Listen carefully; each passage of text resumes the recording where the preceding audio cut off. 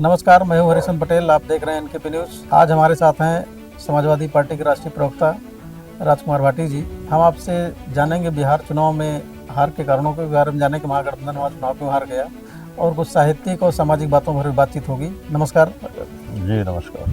बिहार में महागठबंधन चुनाव का रथ तेजस्वी जी ने हाँका था, और वो केशव थे और राहुल गांधी अर्जुन थे। तो क्या केशव की गीता अर्जुन ने सुनी नहीं, या राहुल गांधी अर्जुन बन नहीं पाए?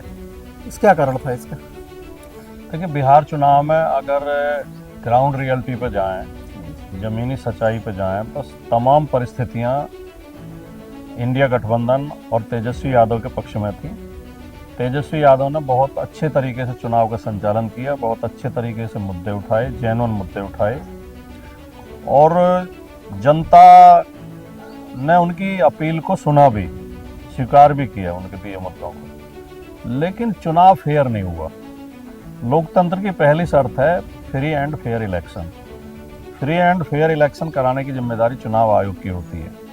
चुनाव आयोग आजकल इस भूमिका में आ गया है कि लगता ही नहीं कि कोई स्वतंत्र चुनाव आयोग इस देश में है। वो भारतीय जनता पार्टी के प्रकोष्ठ की तरह काम करता है। तमाम सुविधाएं, तमाम सहूलियतें, जो स्थितियां, परिस्थितियां भारतीय जनता पार्टी के पक्ष में उपलब्ध कराता है, ताकि भारतीय जनता पार्टी आराम से चुनाव जीत सके। अब आप सोचिए कि दो रेसर अगर किसी रेस में हिस्सा ले रहे हों, दौड़ में हिस्सा ले रहे हों, और एक के ट्रैक पे तो बढ़िया शानदार घास हो और उसके पैर में जूते भी हों और बिल्कुल प्लेन ट्रैक हो, और दूसरे खिलाड़ी के ट्रैक पे कंकड़ बिछे हों, जगह जगह गड्ढे हों, कहीं कहीं कीचड़ भी हो, झाड़ियाँ भी हों, तो कितना ही अच्छा धावक हो वो हार ही जाएगा। जिस धावक को सुविधाएं दी गई हैं वो धावक जीत जाएगा। तो यही चुनाव में, बिहार चुनाव में हुआ है। हालांकि पिछले कई इलेक्शन से ये हो रहा है। देखिए, सबसे बड़ा मुद्दा तो ये है कि जिस दिन चुनाव आयोग चुनाव की तारीखों की घोषणा करता है, उसके कुछ घंटे पहले ही ये जीविका दीदी की घोषणा करती है गवर्नमेंट, और 1 करोड़ 10 महिलाओं के खाते डालती है। ये सीधे सीधे रिश्वत थी। चुनाव भी चलते रहे और 10,000 रुपये भी जाते रहे। आखिरी मतदान 11 नवंबर को था, 9 नवंबर तक महिलाओं के खाते में पैसे गए। तो ये सीधे सीधे रिश्वत दी जा रही थी। इससे पहले 2-3 स्टेट में चुनाव आयोग ऐसी योजनाओं को रोक चुका था। दिल्ली में केजरीवाल ने घोषित की थी, उसे रोक दिया था कि चुनाव के समय पर नहीं घोषित कर सकते आप। लेकिन बिहार में नहीं रोकी गई। तो भी 1,80,000 वोट ऐसे हैं जो डबल बने हुए थे। दूसरे प्रदेशों से स्पेशल ट्रेन लगाकर दूसरे प्रदेशों के लोगों को बिहार लाया गया, उनसे मतदान कराया गया। जो बीजेपी शासित राज्य हैं, राजस्थान, दिल्ली, गुजरात, महाराष्ट्र से लोग आए, मध्य प्रदेश से लोग आए और बिहार में वोट डाला। और कई बड़े बड़े चेहरे अपने फोटो डाल रहे थे, जिन्होंने थोड़े दिन पहले ही दिल्ली में वोट किया था, अब वो बिहार में वोट कर रहे थे। इन सब पे चुनाव आयोग ने आंखें क्यों बंद किए रखी? एक और बड़ा मुद्दा है कि जब 9 अक्टूबर को मुख्य चुनाव आयुक्त ज्ञानेश कुमार जी चुनाव की तारीखों की घोषणा कर रहे थे, तो उन्होंने खुद बताया कि SIR के बाद बिहार में 7 करोड़ 42 लाख मतदाता हैं। लेकिन जब 11 नवंबर को आखिरी मतदान के बाद चुनाव आयोग ने आंकड़े जारी किए, तो 7 करोड़ 45 लाख मतदाता बताए। मतदाता अचानक कहां से बढ़ गए? तो इस तरह की सारी धांधलियां की गई और बीजेपी के पक्ष में माहौल बनाया गया। ये जो हार है, ये RJD, तेजस्वी यादव या इंडिया गठबंधन या कांग्रेस या राहुल गांधी के मुद्दों की हार नहीं है, उनकी मेहनत की हार नहीं है, उनके चुनाव प्रचार की हार नहीं है। ये चुनाव आयोग के द्वारा बीजेपी को भेंट में दी गई जीत है। चुनाव आयोग कहता है कि हम सही मतदाता की पहचान करते हैं। जो सही मतदाता होता है, हम चाहते हैं कि वही वोट डाले, ये हमारा अधिकार भी है। तो SIR किस नज़रिए से गलत है? जैसा अब इस समय उत्तर प्रदेश में SIR चल रही है। हमने कल ही यहाँ ग्रेटर नोएडा में सूरजपुर कस्बा है, उसमें मीटिंग ली। अपने जो हमारे BLA हैं और सेक्टर प्रभारी हैं, सूरजपुर कस्बे में लगभग 30,000 वोट हैं। सारे लोगों की शिकायत थी कि एक भी BLO अभी तक मतदाताओं के घर तक वो फार्म देने नहीं आया है। जो गणना फार्म है, गणना प्रपत्र हैं, वो देना नहीं आया। हमने वहीं मीटिंग में बैठे बैठे BLO को फ़ोन किए। वो कह रहे हैं जी हमारे पास एड्रेस ही नहीं है, जो हमारे वोटर लिस्ट दी गई है उसमें एड्रेस ही नहीं लिखे हुए, हम किसके घर जाएं, कैसे जाएं? यानी BLO फार्म देना नहीं जा रहे हैं। और वो फार्म फार्म इतना टिपिकल बना दिया गया है। बिहार का फार्म बहुत सरल था, यहाँ जो फार्म पता नहीं क्यों उसमें फालतू के कॉलम बढ़ा दिए गए। तीसरी बात, जिनके 2003 से पहले वोट थे, उन्हें जो 2003 की जो डिटेल देनी है वो 2003 की वोटर लिस्ट ही नहीं मिल रही है, किसी बीएलओ के पास नहीं है। बीएलओ मना कर रहे हैं, वो उस पर भी, पोर्टल पे भी उपलब्ध नहीं है, कार्यालय में भी उपलब्ध नहीं है।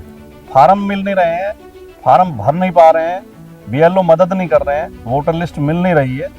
फिर हमने इनके सुपरवाइजर से शिकायत की। सुपरवाइजर कह रहा है जी हमें अभी ऊपर से कोई निर्देश ही नहीं है, हमें खुद पता नहीं है क्या करना है। फिर मैंने एसडीएम सदर को फ़ोन मिलाया, जो इनका सबका इंचार्ज है। 3 बार फ़ोन मिलाया, एसडीएम सदर ने फ़ोन ही नहीं उठाया।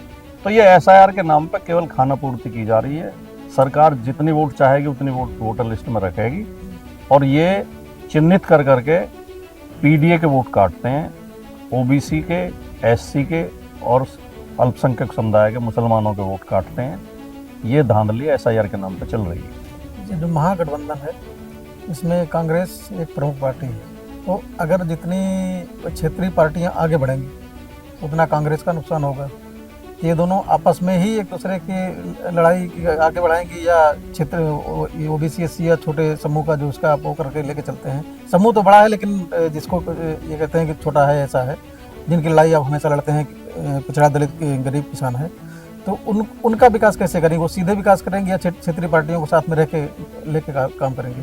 जो पार्टी आगे बढ़ेगी वो अपनी मेहनत के बल पर, अपने मुद्दों के बल पर और अपने नेतृत्व की क्षमता के बल पर। जिस पार्टी में क्षमता होगी, जिसमें दम होगा, उसे आगे बढ़ने से कोई रोक नहीं सकता।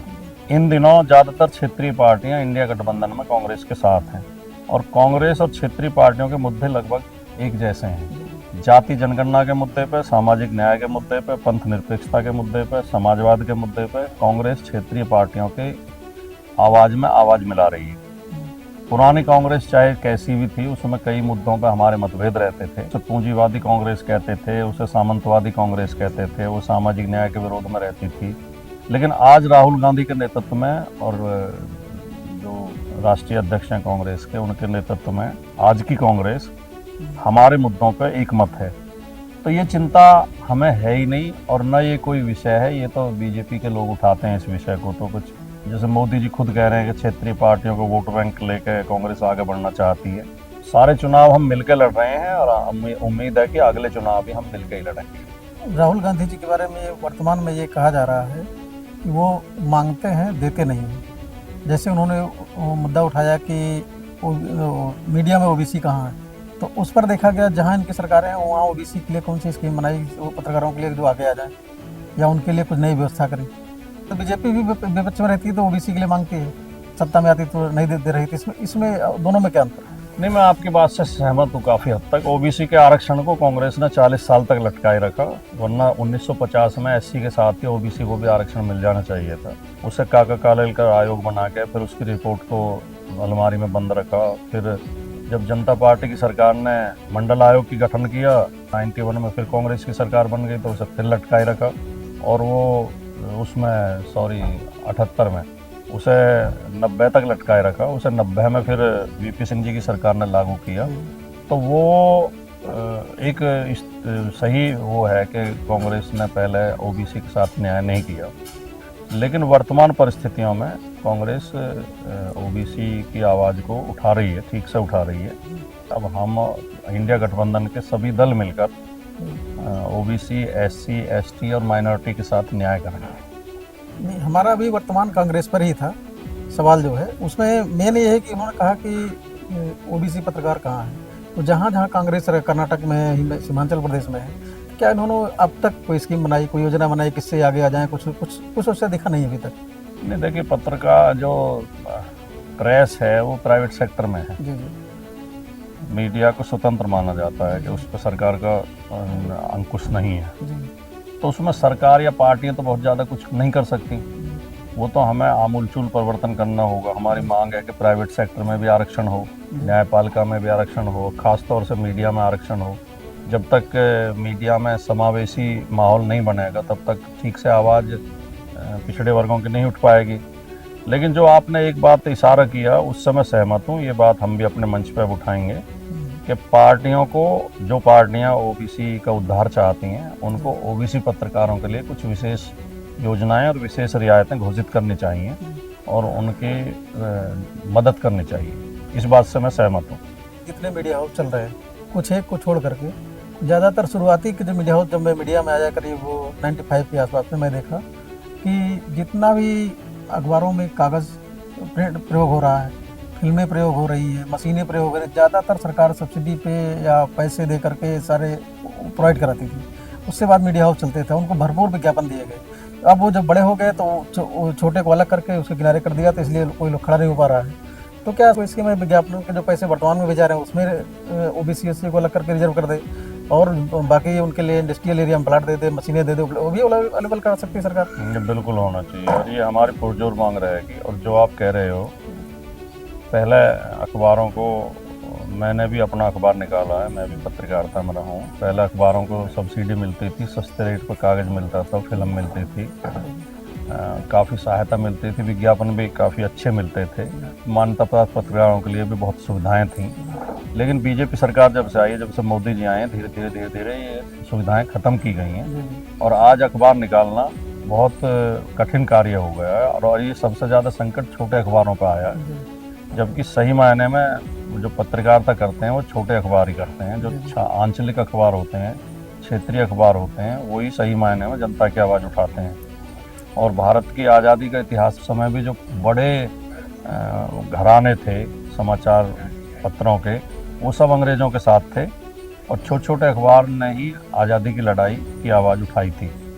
तो वर्तमान में भी यही स्थिति बनी हुई है कि बड़े बड़े पूंजीपति घरानों के जो न्यूज़ चैनल हैं और अखबार हैं, वो सब सरकार की जी हजूरी करते हैं और छोटे छोटे पोर्टल और यूट्यूब चैनल और ये छोटे जो पत्रकार खुद चला रहे हैं, वो सही मायने में विपक्ष की आवाज़ बन रहे हैं। तो ये जो सुविधाएं जो छीनी गई हैं पत्रकारों से, वो दी जानी चाहिए उन्हें, छोटे पत्रकारों की मदद होनी चाहिए। ये भी आपकी मैं मांग से इस बात से सहमत हूँ, ये होना चाहिए। मीडिया में पत्रकारों को आगे बढ़ने के लिए हर चौराहे पर एक कमेटी बनी है, हर जिले में एक प्रेस क्लब बना है। आप प्रेस क्लब या मीडिया की जो मान्यता समितियां सरकारों में हैं, आप देखेंगे तो उसमें सारे एक ही कास्ट के लोग ज़्यादातर बैठे हैं और उसमें नए लोगों को सदस्यता देने के नाम पे, उसके देने नाम पे साहब अगली बैठक होगी तो सदस्यता दी जाएगी, तो वो कभी बैठक होती ही नहीं है। तो इन सब पर कुछ गाइडलाइन सरकार बनाएगी तभी कुछ आगे, क्योंकि सारे प्रेस क्लब हों या क्या कहते हैं और समितियों के जो मेंबर हैं वो सब सरकारी पैसे से चलते हैं, तो उसमें से इनका कोई जगह नहीं है। नहीं, आज के दौर में सबसे ज़्यादा सामाजिक भेदभाव मीडिया में है और मीडिया में 90% लोगों की आवाज़ है ही नहीं। और ये कैसे हो, कैसे उनकी आवाज़ शामिल हो, मतलब योजनाएं बनाने की ज़रूरत है और इस पर चिंतन करने की ज़रूरत है। आज का प्रोग्राम हम यहीं ख़त्म करते हैं, फिर अगली मुलाकात में फिर मिलेंगे, फिर बात करेंगे तमाम मुद्दों पर। बहुत बहुत धन्यवाद। नमस्कार। देश विदेश की तमाम खबरों के लिए सब्सक्राइब करें NKP न्यूज़। जीत सच की।